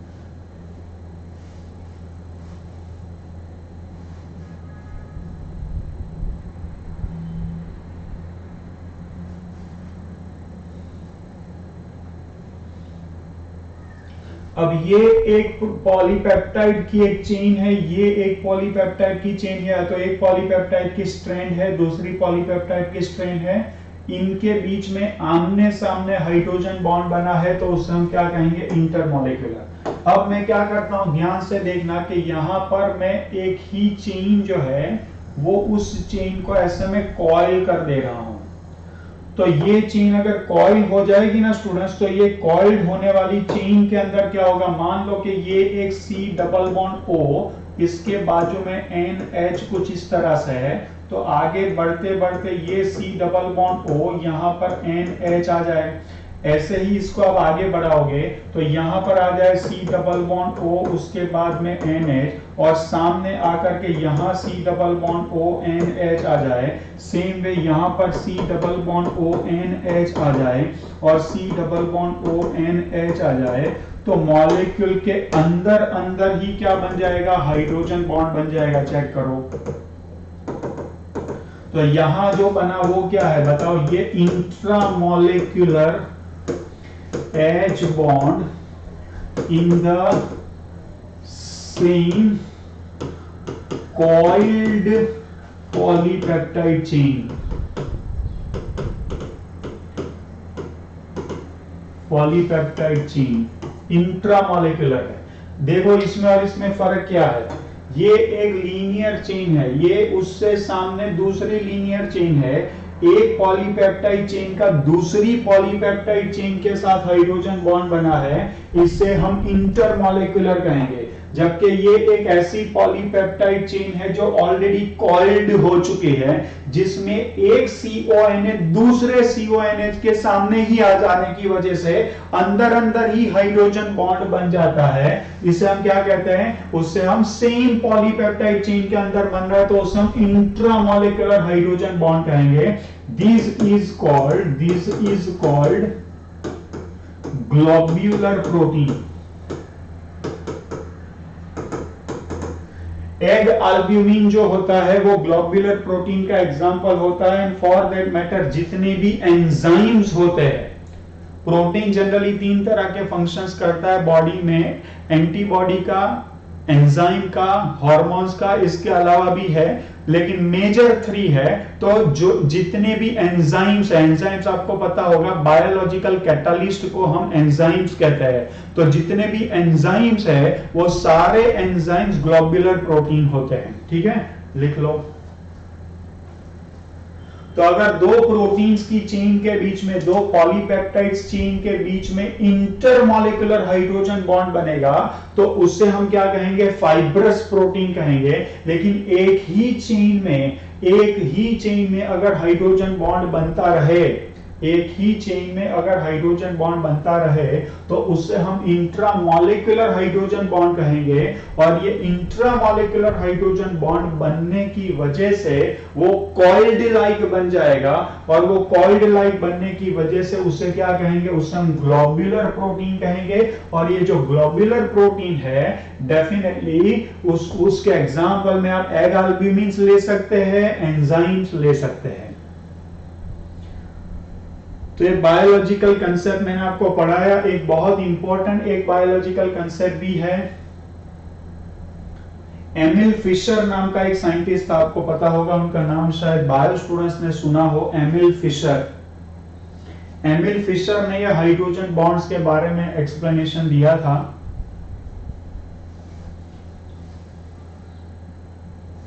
He was awarded second Nobel Prize of Chemistry in the year of 1902.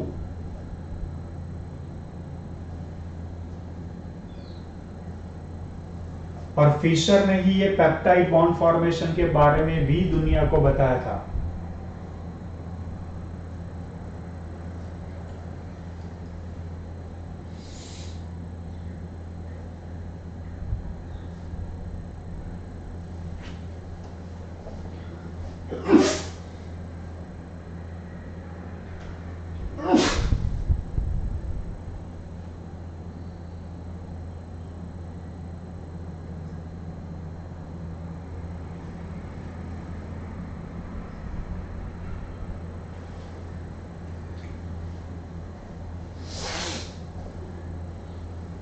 लिख लिया? चलो अब थोड़ा बैक जाकर के वहां पर एक क्वेश्चन पूछा है स्टूडेंट ने, तो उसे सॉल्व कर लेते हैं। COOH जो है ना स्टूडेंट्स, यहाँ पर मेजर फंक्शन, दो फंक्शनल ग्रुप है यहाँ पर, देख लो, एक NH2 है और एक COOH है। COOH की रिएक्टिविटी प्रायोरिटी सबसे ज्यादा होती है, तो COOH जिस कार्बन पर जुड़ा होता है, मेजर फंक्शनल ग्रुप जिस कार्बन पर जुड़ा होता है, उससे हम अल्फा कार्बन कहते हैं। ठीक है, अब यहाँ पर आ जाओ, एक छोटा सा डिस्कशन में यहाँ पर कर लेता हूँ। मान लो कि आपका मेजर फंक्शनल ग्रुप है COOH, वो यहाँ पर 1 2 3 4। अब जनरली क्या होता है, COOH functional group major functional group है, वो जिस कार्बन से जुड़ा होता है उसे अल्फा कहते हैं, उसके एडजेसेंट को beta, gamma, delta and so on. ये आज हम नंबरिंग करते हैं ना 1 2 3 4 ऑर्गेनिक केमिस्ट्री में। ग्रीक में पहले ओल्ड नोमेनक्लेचर किया जाता था अल्फा, बीटा, गामा, डेल्टा से। अगर सेकंड फंक्शनल ग्रुप माने लो प्रायोरिटी वाला फंक्शनल ग्रुप कहां पर जुड़ा है, COOH जिस कार्बन पर जुड़ा है, अगर यहां पर NH2 जुड़ा है तो उससे हम अल्फा अमीनो एसिड कहेंगे, अल्फा अमीनो एसिड कहेंगे। अगर ये यहां से मैंने हटाकर यहां लगा दिया तो ये हो जाएगा बीटा अमीनो एसिड, यहां लगा दिया तो हो जाएगा गामा अमीनो एसिड, यहां लगा दिया तो ये हो जाएगा डेल्टा अमीनो एसिड। लेकिन प्रोटीन सिंथेसिस में जो अमीनो एसिड पार्टिसिपेट करते हैं उनका स्ट्रक्चर क्या होता है, अल्फा होता है, इसलिए वहां पर मैंने अल्फा अमीनो एसिड लिख रखा है। ठीक है, चलो एक और स्ट्रक्चर होता है, जो स्ट्रक्चर होता है डीएनए का, स्ट्रक्चर ऑफ डीएनए। आपको पता है कि उसका स्ट्रक्चर ट्विस्टेड लेडर जैसा स्ट्रक्चर होता है, ऐसा स्ट्रक्चर होता है।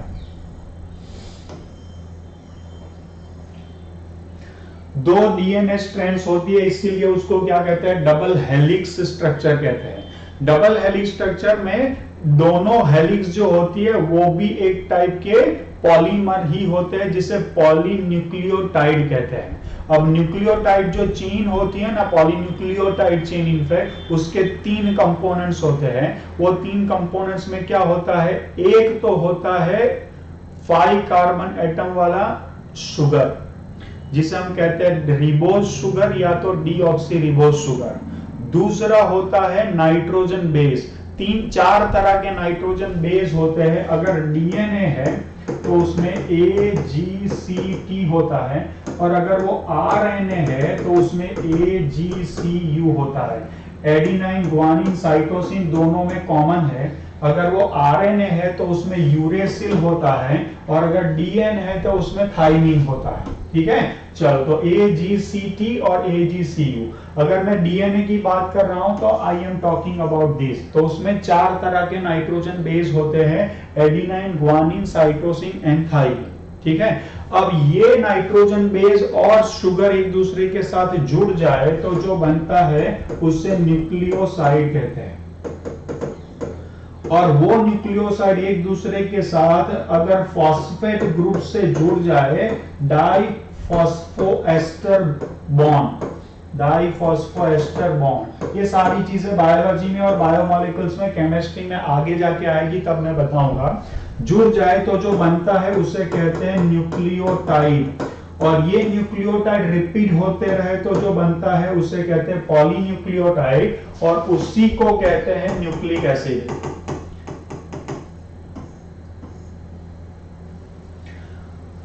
तो तो डीएनए में ऐसी दो चेन होती है जो इस तरह से स्पाइरल फॉर्म में आगे बढ़ती है, और इसमें सीक्वेंस के फॉर्म में, सीक्वेंस के हिसाब से इसमें डिफरेंट डिफरेंट क्या आते रहते हैं, डिफरेंट डिफरेंट AGCT ऐसे नाइट्रोजन बेस। जरूरी नहीं कि यही सीक्वेंस में है, लेकिन कोई भी सीक्वेंस में आ सकते हैं। तो अगर यहां पर A आएगा तो सामने कंपलसरी T आएगा, यहां G होगा तो सामने कंपलसरी C आएगा, यहां C है तो G आएगा, T है तो A आएगा। क्यों? क्योंकि A और T एक दूसरे के साथ क्या करते हैं, दो हाइड्रोजन बॉन्ड से जुड़े होते हैं। Same way T and A एक दूसरे के साथ दो हाइड्रोजन बॉन्ड से जुड़ते हैं, एंड G एंड C जो होते हैं वो एक दूसरे के साथ तीन हाइड्रोजन बॉन्ड से जुड़े हुए होते हैं।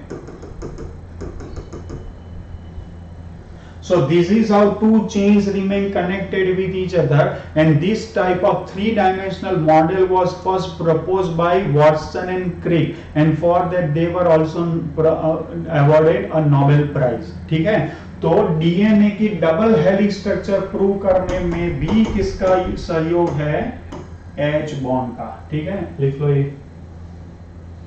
क्या आप लोग बायोमोलिक्यूल्स चैप्टर पढ़ चुके हैं? चैट बॉक्स में मेंशन करो स्टूडेंट्स।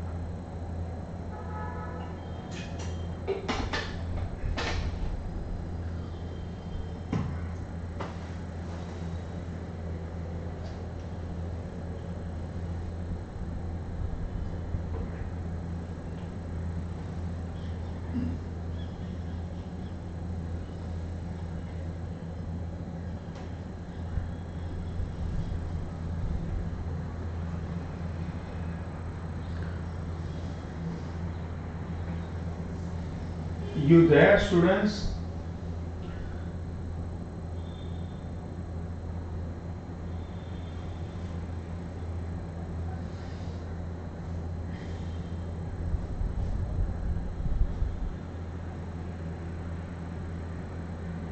Hello?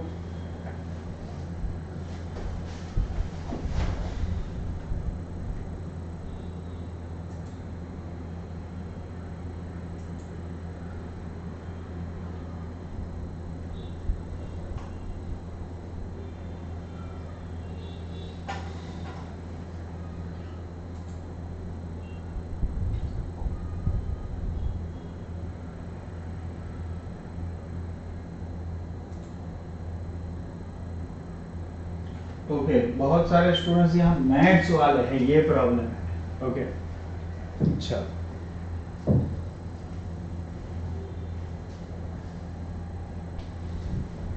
तो ध्यान रखना A एंड T हमेशा दो हाइड्रोजन बॉन्ड से जुड़ेंगे, एंड C एंड G होगा वो 3 हाइड्रोजन बॉन्ड से जुड़ेंगे। चारगाउस रूल कहते हैं या शारगाउस रूल कहते हैं इसे। ठीक है, चल कुछ और बहुत इंपॉर्टेंट एप्लीकेशंस है हाइड्रोजन बॉन्ड की, जो मैं आपको नेक्स्ट क्लास में पढ़ाऊंगा। आज की क्लास में मैंने जो आपको पढ़ाया है वो physical properties of organic compounds, that is of alcohol, ether, साथ में आप ले सकते हैं कार्बोक्सिलिक एसिड एंड अमाइन। ये सारे कंपाउंड्स के बीच में जो हाइड्रोजन बॉन्ड की पॉसिबिलिटी है वो मैंने आपको बताई। एक और ग्रुप हमें ले लेना चाहिए, that is aldehyde and ketone. ठीक है ना, आप एक और ऐड कर ले, that is aldehyde and ketone, तो पूरी ऑर्गेनिक केमिस्ट्री हमारी यहीं पर कंप्लीट हो जाएगी। Aldehyde is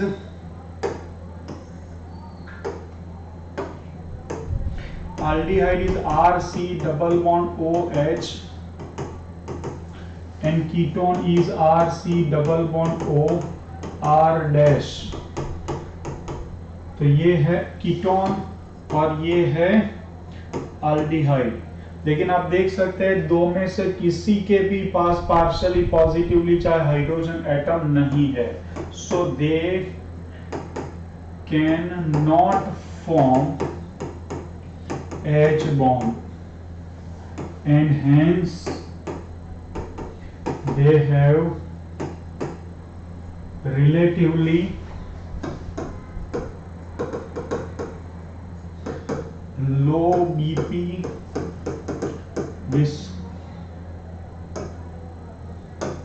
viscosity and high vapor pressure, लेकिन they can form H bond with water. So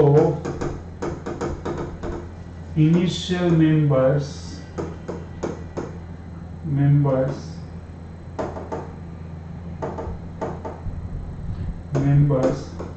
are water soluble.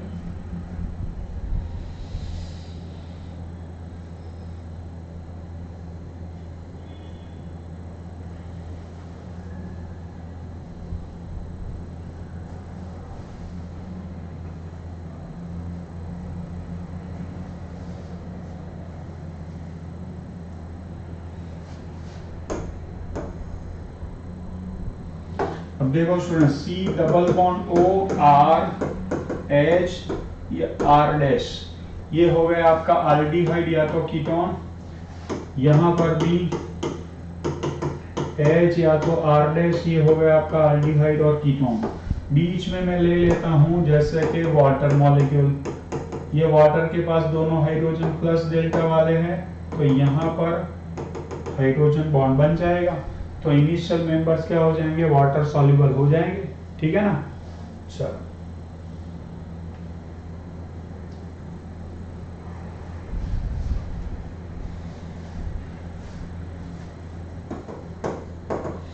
aqueous solution of HCHO, you must be knowing this is known as formaldehyde.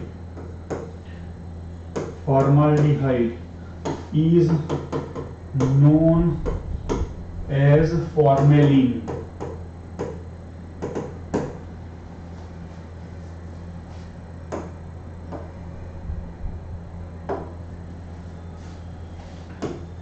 It is used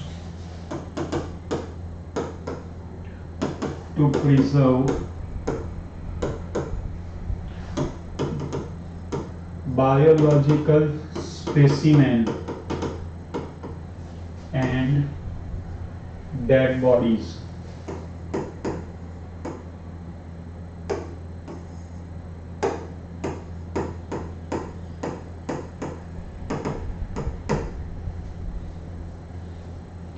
तो dead bodies को या तो आप अपनी biological lab में, अगर आपने virtual lab attend करनी चालू कर दी है, तो जो बायोलॉजिकल स्पेसिमेन स्टोर किए जाते हैं वो बायोलॉजिकल स्पेसिमेन फॉर्मेलिन के सॉल्यूशन में स्टोर करते हैं।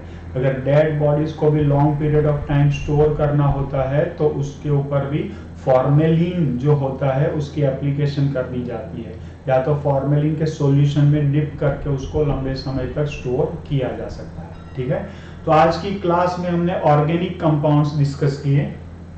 ऑर्गेनिक कंपाउंड्स में हमने लिया अल्कोहल, ईथर, कार्बोक्सिलिक एसिड लिया, अमाइंस लिए, एट द एंड हमने अल्डिहाइड कीटोन के बारे में भी डिस्कशन किया, अल्डिहाइड कीटोन के बारे में भी थोड़ा बहुत डिस्कशन कर लिया है स्टूडेंट्स हमने। ठीक है ना। चलो, तो इन सब की फिजिकल प्रॉपर्टीज के अंदर इसकी boiling point, solubility, viscosity, vapour pressure के ऊपर भी हाइड्रोजन बॉन्ड का बहुत इंपॉर्टेंट रोल होता है। एट द एंड हमने डिस्कस किया स्ट्रक्चर ऑफ प्रोटीन्स। अगर इंटरमॉलिक्यूलर स्ट्रक्चर हाइड्रोजन बॉन्ड बनता है प्रोटीन की स्ट्रैंड्स के बीच में, तो वहां पर क्या बनता है, वहां पर फाइब्रस प्रोटीन बनता है। और अगर एक ही मॉलिक्यूल के अंदर, एक ही पॉलीपेप्टाइड चेन के अंदर अगर हाइड्रोजन बॉन्ड बन जाए तो वो मॉलिक्यूल पूरा कॉइल्ड हो जाता है, तो उससे हम क्या कहते हैं, उससे हम ग्लोब्यूलर प्रोटीन कहते हैं। डीएनए के अंदर दो जो स्ट्रैंड्स होती है, आपको पता है कि वो स्पाइरल होती है या तो ट्विस्टेड लैडर की तरह उसका स्ट्रक्चर माना जाता है, जिसमें एक स्ट्रैंड दूसरे स्ट्रैंड के साथ, एक हेलिक्स दूसरे हेलिक्स के साथ इंटरमॉलिक्यूलर हाइड्रोजन बॉन्ड से जुड़ी होती है। A and T, adenine and thymine are connected with 2 hydrogen bonds and cytosine and guanine are connected with each other by 3 hydrogen bonds। ये सारी चीजें हम बायोमोलिक्यूल्स केमिस्ट्री में भी पढ़ेंगे और जो बायो स्टूडेंट्स हैं वो बायोलॉजी में भी ये चीज पढ़ते हैं। तो आज की क्लास में मैंने आपको ऑर्गेनिक मॉलिक्यूल्स की फिजिकल प्रॉपर्टीज के ऊपर how hydrogen bond plays an important role मैंने आपको समझाया है। मैंने लास्ट क्लास में ही बता दिया था कि आज हम जो डिस्कस यहाँ कर रहे हैं इन फ्यूचर ऑर्गेनिक केमिस्ट्री में इसका रिपीटेशन नहीं होगा, ठीक है। तो फिजिकल प्रॉपर्टीज ऑफ अल्कोहल, उसी तरह फिनॉल, उसी तरह ether, carboxylic acid, aldehyde, ketone, primary, secondary, tertiary, amine, इन सब की physical properties, boiling point, viscosity, vapour pressure, solubility in water, इन सब के अंदर हाइड्रोजन बॉन्ड का क्या रोल होता है वो मैंने आपको आज पढ़ा दिया।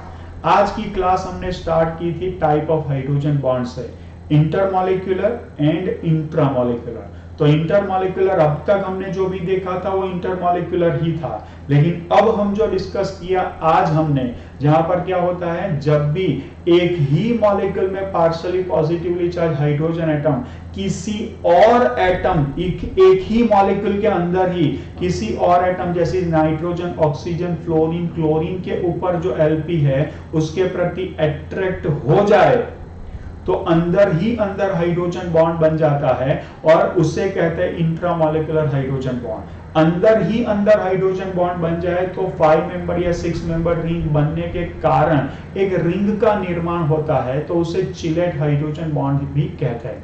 लेकिन ध्यान रखना कि ये हाइड्रोजन बॉन्ड तभी स्टेबल होता है जब रिंग के मेंबर 6 या तो 5 हो, अदरवाइज उसकी स्टेबिलिटी उतनी नहीं होती है। दूसरी बात, अगर एक मॉलिक्यूल के अंदर इंट्रामॉलिक्यूलर हाइड्रोजन बॉन्ड बन जाए तो फिर वो इंटरमॉलिक्यूलर हाइड्रोजन बॉन्ड नहीं बनाता है। तो इंट्रामॉलिक्यूलर हाइड्रोजन बॉन्ड बनने वाला एग्जाम्पल इंटर नहीं बनाता है तो वो मॉलिक्यूल दूसरे मॉलिक्यूल से फ्री रहता है। अगर वो दूसरे मॉलिक्यूल से फ्री रहता है तो वो इजीली वेपर में जाएगा, लेकिन जिसमें इंटरमॉलिक्यूलर हाइड्रोजन बॉन्ड बनता है वो मॉलिक्यूल दूसरे मॉलिक्यूल से कनेक्टेड रहता है, तो उसको अगर आप वेपर में ले जाना चाहते हैं तो initial amount of thermal energy तो वो मॉलिक्यूल्स को हाइड्रोजन बॉन्ड तोड़ के एक दूसरे से अलग करने में ही यूटिलाइज हो जाती है। एंड ड्यू टू दैट क्या होता है, ड्यू टू दैट वो ज्यादा थर्मल एनर्जी कंज्यूम कर लेता है एंड ड्यू टू दैट उसको वेपर में जाने के लिए, ले जाने के लिए आपको ज्यादा थर्मल एनर्जी देनी पड़ेगी, तो उसका बॉइलिंग पॉइंट ज्यादा होगा।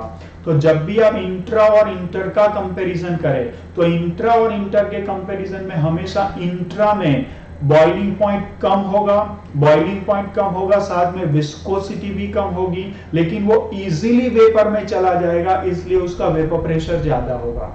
इन बिटवीन आपने कंपैरिजन की ethanol, ethylene glycol and glycerol की। इथेनॉल में हाइड्रोजन बॉन्ड बनाने वाला एक OH ग्रुप होता है, इथिलीन ग्लाइकॉल में हाइड्रोजन बॉन्ड बनाने वाले 2 OH ग्रुप्स होते हैं, जबकि ग्लिसरीन में हाइड्रोजन बॉन्ड बनाने वाले 3 ग्रुप्स होते हैं। तो number of hydrogen bonds glycerine के केस में ज्यादा बनते हैं, तो इथेनॉल से इथिलीन ग्लाइकॉल से ग्लिसरॉल में हाइड्रोजन बॉन्ड ज्यादा बनते हैं, तो बॉइलिंग पॉइंट ज्यादा है, विस्कोसिटी ज्यादा है, लेकिन वो वेपर में कम जाता है तो वेपर प्रेशर उसका कम होता है। तीसरी बात, वाटर सॉल्युबिलिटी अगर देखें तो वैसे ही इथेनॉल के पास वाटर के साथ जुड़ने के लिए एक OH है, इथिलीन ग्लाइकॉल के पास 2 OH है और ग्लिसरॉल के पास वाटर से जुड़ने के लिए 3 OH ग्रुप्स होते हैं। तो ग्लिसरीन जो है, ग्लिसरीन के पास 3 वाटर मॉलिक्यूल्स के साथ जुड़ने के लिए 3 OH होते हैं, तो वाटर के साथ उसका अट्रैक्शन ज्यादा होता है, तो सॉल्युबिलिटी भी क्या होती है, ज्यादा होती है। जितने भी मॉइस्चराइजिंग कॉस्मेटिक्स होते हैं उसमें उसी कारण से ग्लिसरीन का यूज होता है, ठीक है। तो आज मैंने आपको इतनी बात पढ़ाई जो मैंने आपको लास्ट 5 मिनट्स में समराइज की। आई होप आप लोगों को आज की क्लास हेल्पफुल लगेगी। आप मुझे चैट बॉक्स में जरूर मेंशन करें। Thank you so much, keep learning, enjoy chemistry. जय हिंद।